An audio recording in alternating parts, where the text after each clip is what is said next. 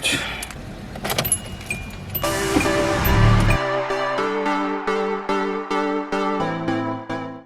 Hey guys, welcome to another week of Creo, and this week we're going to be talking about the sky.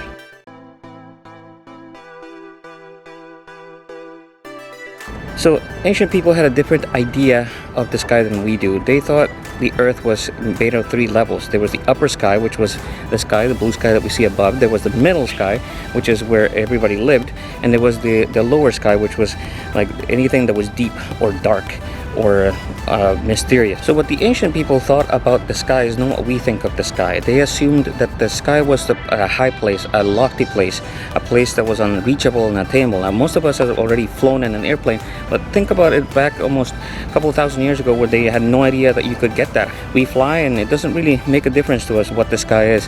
It must have been shocking for the first people who flew to fly through the clouds and actually not have what they thought of as heaven being set up there. Now, when we're talking about the skies in the scriptures, whenever they talk about God in the sky, they're really giving him a kind of an honorific, a title of honor.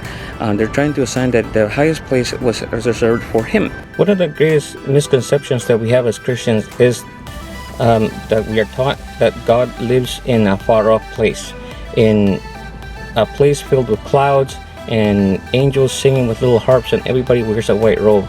That's up there. A lot of the time, if you ask any kid, even yourself or myself when I was younger, we thought that heaven was up there, just up in the blue area of heaven.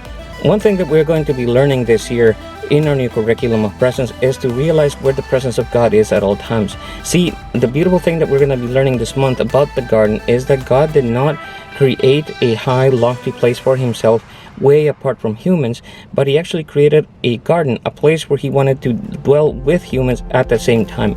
He didn't want to be separated from us. He wanted to be part of our lives all the time. When the scriptures talk about God living in the sky or being up and high and lofty, they're really trying to give him as much honor as they knew. You see, to them, the sky was the highest place you could go. Like, that thing was mysterious and distant, and it was blue, but they didn't know why. It provided water, but they didn't know how it came about. A lot of them thought it was just like a shell, like a glass shell that was up there, that it would you could, if you could fly up there, you could touch it and get to the end of the sky, and that it had different places where it let water out, and that's why it rained. Now to us it seems silly, but to them it was an incredible place. It was such a new world. It was different for them. Can you imagine if you went back in time and you were able to bring a whole bunch of those people into a plane and then take them above the sky, what they would have felt? They would have been scared. They would have been completely shocked that what they thought was God's dwelling place wasn't what they thought. We don't want to destroy anybody's sense of believing, but we want to make sure that everybody understands what it means to be in God's presence. See, to be in God's presence is not to go to a high place separated from everywhere, or create a tall tower like the buildings you saw earlier, or even going to creating a temple that was so out of the way and out of place where only certain people could meet God.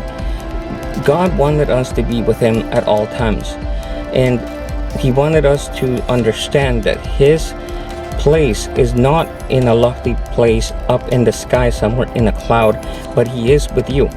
So today, as you're sitting out with your cruise, remember to think about that. Talk about that. Talk about the reality that God is actually living with you right now, and not in some distant place way above the clouds where you can never touch him. Now that's an amazing thing. So that's it for me this week, guys. I hope you have an awesome day. We will see you next week.